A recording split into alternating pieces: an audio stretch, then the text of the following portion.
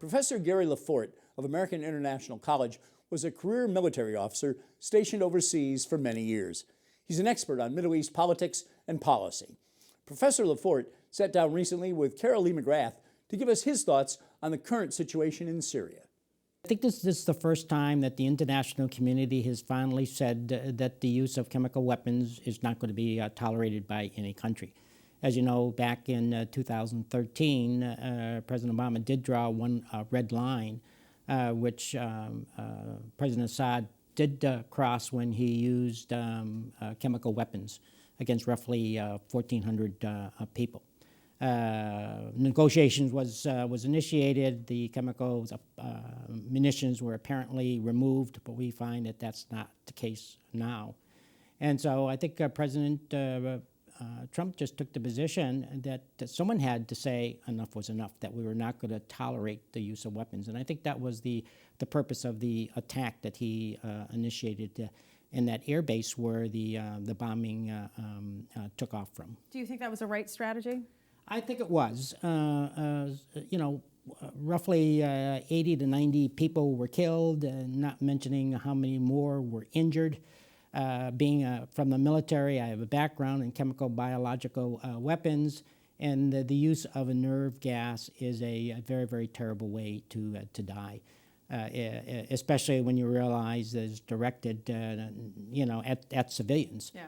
And so I think that he put Syria on notice that we were not going to tolerate, further actions of that nature. Now, Russia came to Syria's defense, and just a few months ago, it looked like President Trump was going to try to work with Russia. Obviously, things have changed. That's right, and I think it's because of the preemptive attack on the part of the United States as far as Syria goes, because right now there is a coalition between President Assad and Russia. Russia was asked into the country by President Assad, something that the United States was not invited into. The United States is operating on its own as far as trying to eradicate ISIS from Syria. And that put Russia in a position that it just couldn't idly stand by and say nothing. And so I think taking the position that it wasn't the Syrian government that launched the attack, that it was rather the rebels instead, possibly even ISIS, even though intelligence reporting is kind of validating the fact that it was initiated by the Assad government. And you could just describe, if you could, a little bit more about Russia's relationship with Syria and Russia's relationship with Iran. I think if you look at Russia, during the Cold War days, it was a superpower along the sides of the United States and settled international issues around the world. The Soviet Union collapsed. After that, the Russian Federation was not in a position to play that world power anymore. But over the years, especially with the advent of discovering oil in that country, they've become a major oil-producing country. They have really been able to build up their country as a whole. And I think President Putin feels that the country is in a position to be able to reassert itself in the international community. We see that in Europe as far as Ukraine goes. We saw it a few years back as far as Georgia went, which is a former Soviet republic. And I think Russia is trying to use Syria as the stepping stone to establish its credibility in the international world by agreeing to assist Assad. At the same time, Syria offers military bases that Russia needs. For example, Syria provides a naval base at Tartus, which provides access for Russia to the Mediterranean Sea. It also provides an air base that Russia currently uses to conduct its operations in Syria. And what about Iran?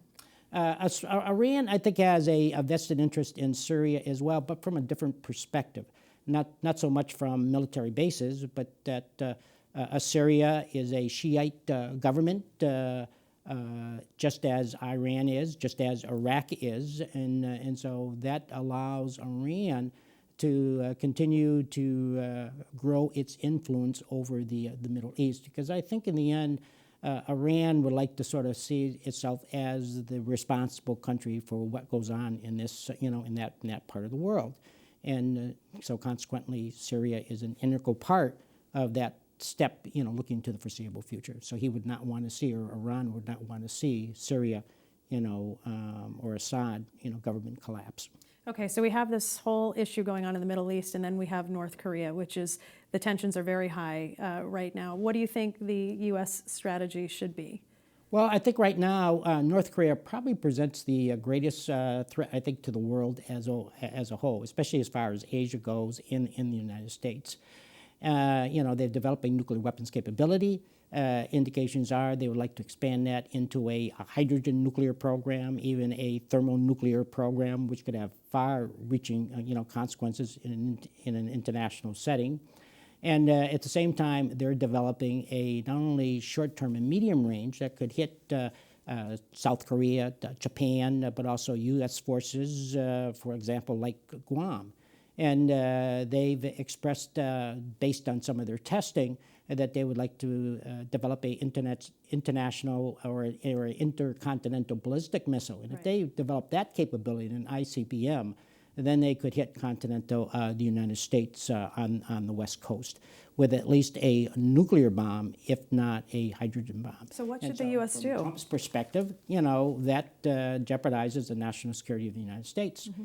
And so I think Trump is kind of using the same strategy that he used with Syria, that he feels that he has a responsibility not only to the United States, but to the rest of the world to preclude that from happening.